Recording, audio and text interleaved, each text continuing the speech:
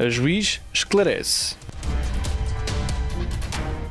Vamos continuar hoje no âmbito dos crimes contra a autodeterminação sexual e falar dos crimes sexuais com adolescentes. Como já expliquei,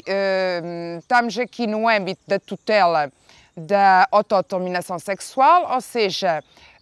estamos a falar de pessoas menores de idade que ainda não têm discernimento, maturidade suficiente para saberem determinar-se no campo da sexualidade, portanto, considera-se que ainda não têm desenvolvimento suficiente para saber o que é melhor, o que é desejado no âmbito deste campo, que é o da sexualidade. E por isso, como temos vindo a ver, há determinados comportamentos que são considerados atentatórios desse bem jurídico que é a autodeterminação sexual e que são punidos no campo penal. Acontece assim com este crime de que vamos falar hoje, que é o crime consiste na prática de atos sexuais com adolescentes entre os 14 e os 16 anos, abusando da sua inexperiência. Portanto, é necessário que a vítima tenha uma idade compreendida entre estes limites mínimo e máximo, entre 14 e 16, e que, para além disso, para além dessa idade que tem de se verificar na pessoa da vítima, tem de haver abuso da inexperiência da vítima. Portanto, é necessário que, para além de ter esta idade, a vítima seja inexperiente e que o agente, sendo maior de idade, porque o agente aqui deste crime tem de ser maior de idade, portanto, abuse da inexperiência do adolescente que tem idade compreendida entre os 14 e os 16 anos. Também é punido com pena de prisão, no âmbito desta incriminação, quem, portanto, levar o adolescente entre os 14, que tem uma idade compreendida entre os 14 e os 16 anos, a praticar atos de natureza sexual, portanto, atos com relevo sexual, ou atos sexuais de relevo. Quem praticar este crime sujeita-se a uma pena de prisão que pode ir até 2 anos.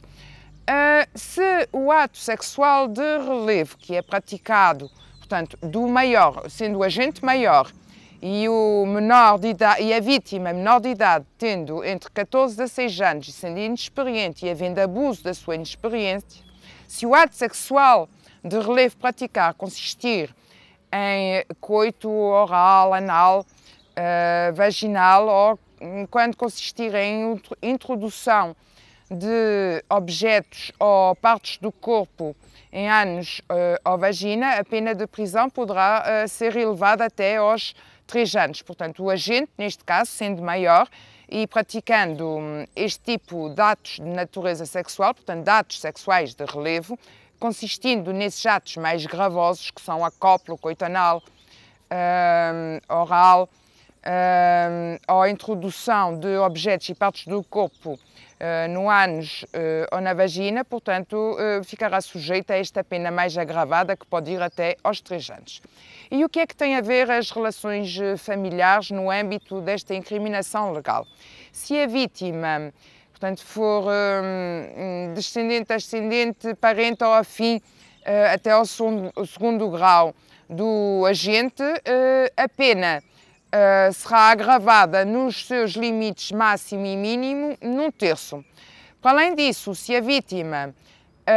estiver confiada aos cuidados do agente no âmbito da curatela, da tutela ou de outra figura jurídica daquelas que temos vindo a analisar, em que uma criança ou jovem é confiada aos cuidados de terceiro, portanto, e havendo aproveitamento dessa situação, portanto, de confiança, fruto dessa relação, a pena também será agravada nos seus limites mínimos e máximo num terço. Este crime, portanto, consiste na prática de atos sexuais com adolescentes neste circunstancialismo, ou consiste em, portanto, levar o adolescente naquela faixa etária a praticar atos sexuais com outro.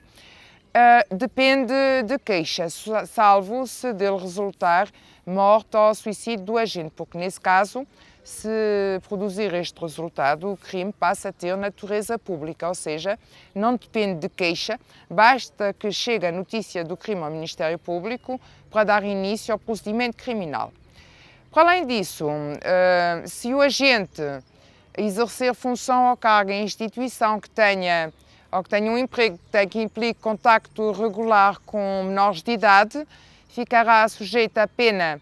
de proibição de exercer esse cargo por um período que pode ir dos 5 aos 20 anos, tal como ficará sujeita à pena acessória de proibição de receber a sua guarda no âmbito da confiança, da curatela, da adoção e de outras figuras em que se confiam menores de idade à confiança de terceiros. Portanto, ficará proibido de receber menores de idade nessas circunstâncias por um período que pode ir dos 5 aos 20 anos. Para além disso, se a vítima for descendente do agente, do seu cônjuge ou da pessoa com quem coabite e com ela vive em relações análogas às dos cônjuges, ficará inibido de exercer as responsabilidades parentais por um período que também pode ir dos 5 aos 20 anos. Portanto, as relações de família também importam no âmbito deste tipo legal de crime, conduzindo ao agravamento, nas circunstâncias que eu foquei, dos limites máximo e mínimo da pena aplicável ao crime e, para além disso, no âmbito das penas acessórias aplicáveis, pois implicam a aplicação destas penas acessórias que mencionei, que têm todas a ver com a relação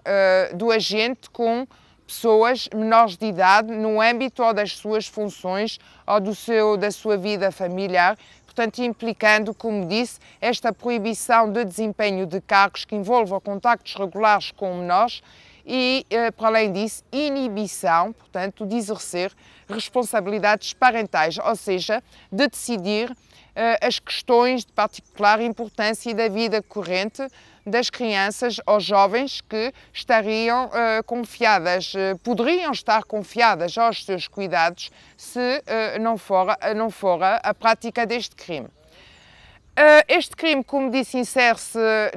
neste campo alargado da tutela do desenvolvimento dos jovens e das crianças no campo da sexualidade. Pretende-se, portanto, que jovens e crianças cheguem à idade adulta sem influências nefastas no seu desenvolvimento, de forma que, chegados à idade adulta, possam livremente escolher, portanto, no campo sexual, o caminho que mais se adequa às suas particularidades, sem nunca ter sofrido durante a infância e adolescência estas interferências negativas que influenciam prejudicialmente o seu cabal desenvolvimento. E no que concerne a este crime, como disse, depende de queixa, neste caso, é dos poucos crimes contra a autodeterminação sexual que depende de queixa, salvo-se dele resultar, como disse, o agravamento da morte ou do suicídio, pois nesse caso é público. Portanto, este crime é dos poucos que tem natureza semipública, sendo certo que neste campo dos crimes contra a autodeterminação sexual, quase todos, portanto, são públicos, ou seja,